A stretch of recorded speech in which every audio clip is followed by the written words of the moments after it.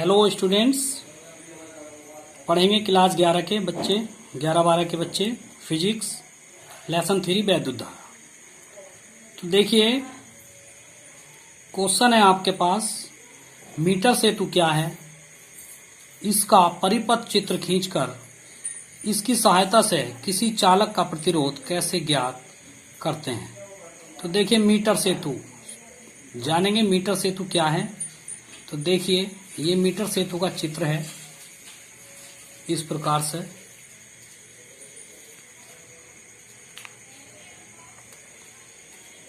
ये देखिए, तो मीटर सेतु में क्या है, पहले आप चित्र को देख लीजिए ध्यानपूर्वक। इसमें एसी एक प्रतिरोध तार है,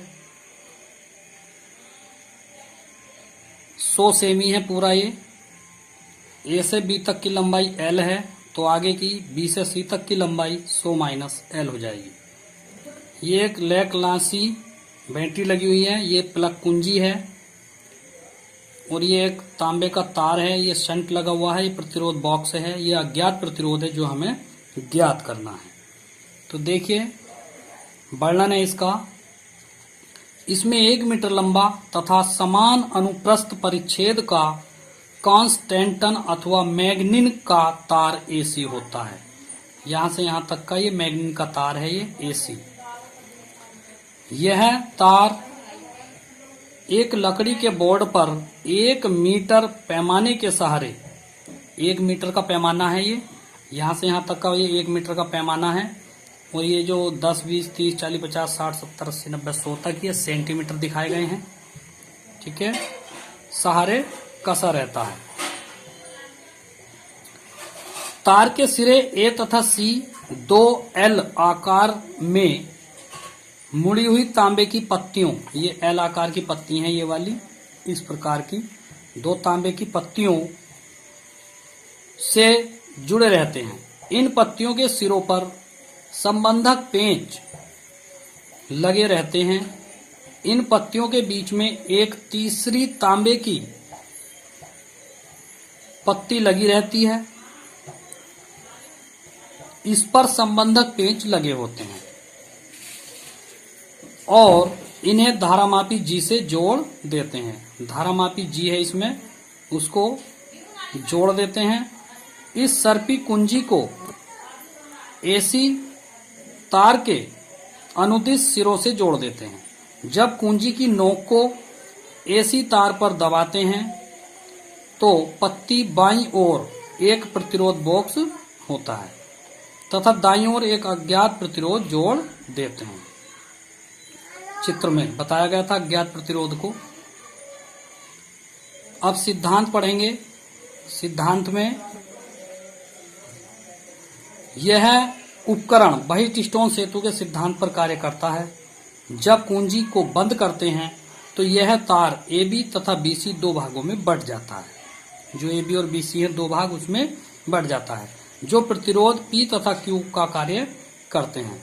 सेतु में लगे प्रतिरोध बॉक्स तथा अज्ञात प्रतिरोध क्रमशः R व S हैं। जब कुंजी एसी पर इधर उधर खिसकाकर इस प्रकार समायोजित करते हैं कि सर्पी कुंजी को तार पर दबाने से धारामापी जी में कोई विक्षेप न हो, तो बहिष्टोन सेतु से P/Q बराबर R/S, बहिष्टोन सेतु की जो शर्त है, संतुलित होने की जो शर्त है, वो सूत्र है ये सब प्रतिरोध हैं। P/Q बराबर R/S एक समांतर चतुर्भुज के ये प्रतिरोध है। बहिष्टोन सेतु वाले में आपको समझाया था कल कि बहिष्टोन ने एक सेतु बनाया है जिसमें चतुर्भुज की चारों भुजाओं को 4 प्रतिरोधों P, Q, R, S से संबंधित किया है और बीच में एक ग्रिड विभव लगाया था।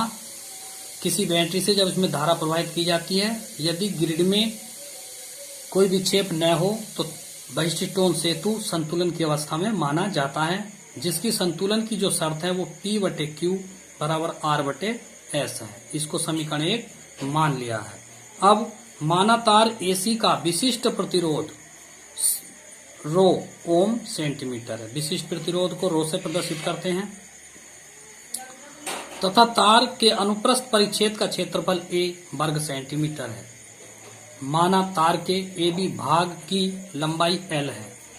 जो AB भाग है जो चित्र में दिखाया था आपको L है, तो तार का BC भाग की लंबाई 100 माइनस L सेमी होगी। जो चित्र में था उसी को ये बताया गया है। देखिए ये है, जब इसको जोड़ते हैं तो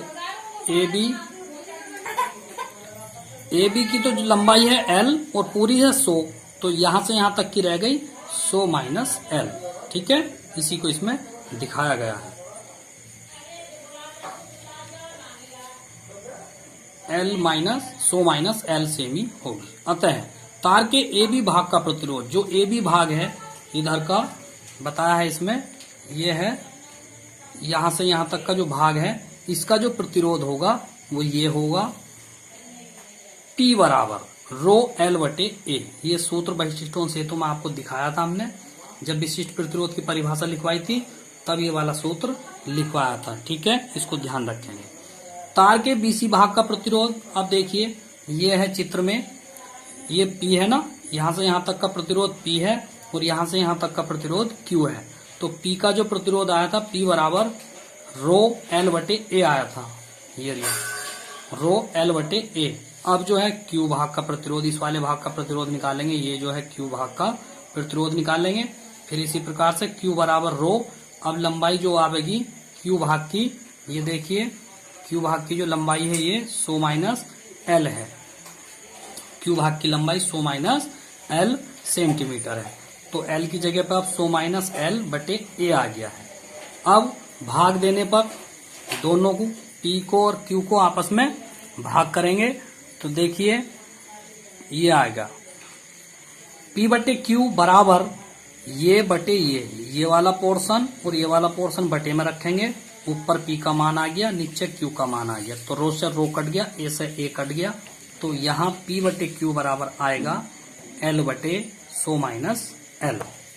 ये इसका अनुपात आ गया। अब P बटे Q का मान जो है समीकरण 1 में रखेंगे। समीकरण 1 जो आपने देखी है पहले, ये रहे, ये समीकरण 1 है।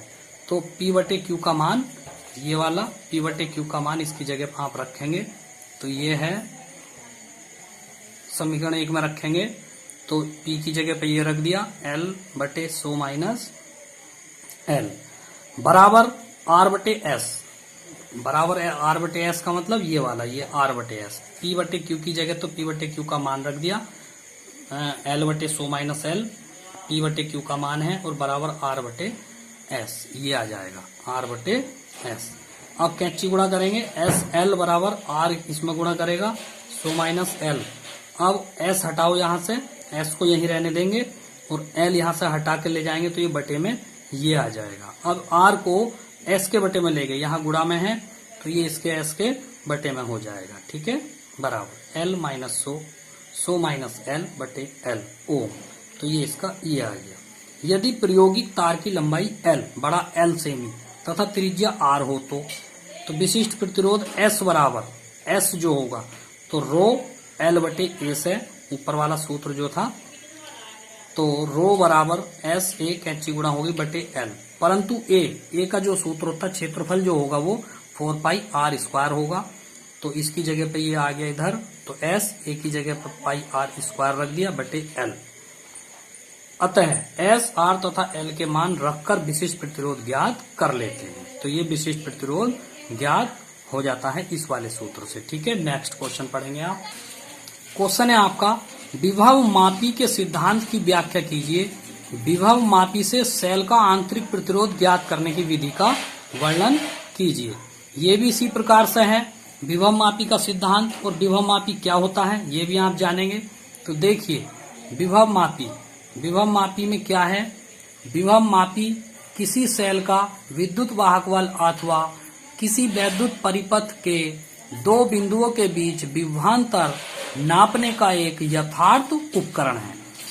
अर्थात किसी सेल के विद्युत वाहक बल का मान या दो बिंदुओं के बीच विभवांतर नापने का यह उपकरण है। इससे दो बिंदुओं के बीच का विभवांतर नापा जाता है या किसी सेल का विद्युत वाहक बल इसका नापा जाता है।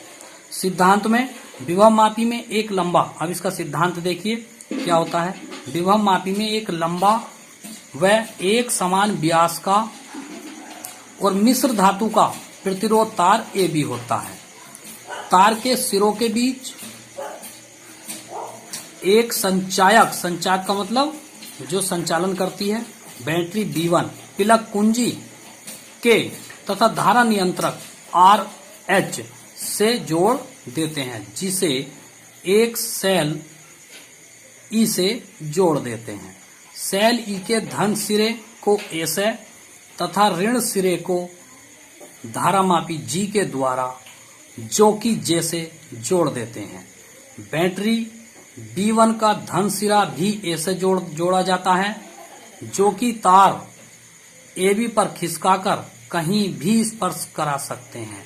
बैटरी B1 से वैद्युत धारा तार AB में A से B की ओर बहती है तथा तार AB पर दूरी P के सापेक्ष विभव पतन की दर को विभव प्रवणता कहते हैं। यही विभव मापी का सिद्धांत है। तो इसमें क्या है देखिए दोबारा, इसमें एक प्रतिरोध तार होता है, ठीक है, जो मिश्र धातु का बना हुआ होता है AB तार। तो बैटरी का धन सिरा A से जोड़ देते हैं और बैटरी B1 का भी धन सिरा A से ही जोड़ देते हैं और उसके बाद एक जो कि G ये है जो कि J से जोड़ देते हैं। अब इसका प्रतिरोध ज्ञात करना है। कैसे प्रतिरोध ज्ञात करते हैं देखिए, माना किसी सेल का विद्युत वाहक बल बड़ा E वोल्ट तथा आंतरिक प्रतिरोध R ओम है। जब सेल R के प्रतिरोध के बाह्य परिपथ में जोड़ा जाता है, प्रतिरोध को बाह्य परिपथ में जोड़ा जाता है, तो परिपथ में बहने वाली धारा E बराबर V प्लस IR। देखिए ये वो सूत्र है जो मैंने शुरू में विद्युत वाहक बल, आंतरिक प्रतिरोध और विभवांतर में संबंध स्थापित किया था, तब ये सूत्र निकल के आया था। तो यहाँ क्या करा है, E बराबर IR यानी V का मान रखा है। यहाँ से हम जानते हैं V बराबर IR होता है, तो V की जगह IR रख दिया, उसके बाद I कॉमन ले लिया, तो IR प्लस R ये बाह्य प्रतिरोध है और ये आंतरिक प्रतिरोध है। समीकरण 1 मान लिया गया है, ठीक है।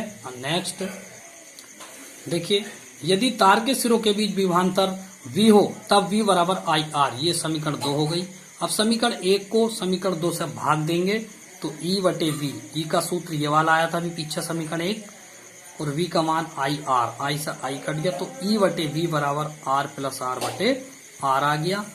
यहाँ से कैसे करा है, E बटे V बराबर 1 प्लस R बटे R, ये कैसे आया है यहाँ देखेंगे, ये R दोनों के बटे में करेंगे तो R प्लस R हो गया, R से R कट गया एक बार, तो ये 1 आ गया R बटे R। अब इसे आप क्या करेंगे, R बटे R को यही रहने देंगे, बराबर E बटे V, और ये 1 जो है यहाँ माइनस में चला गया, ठीक है।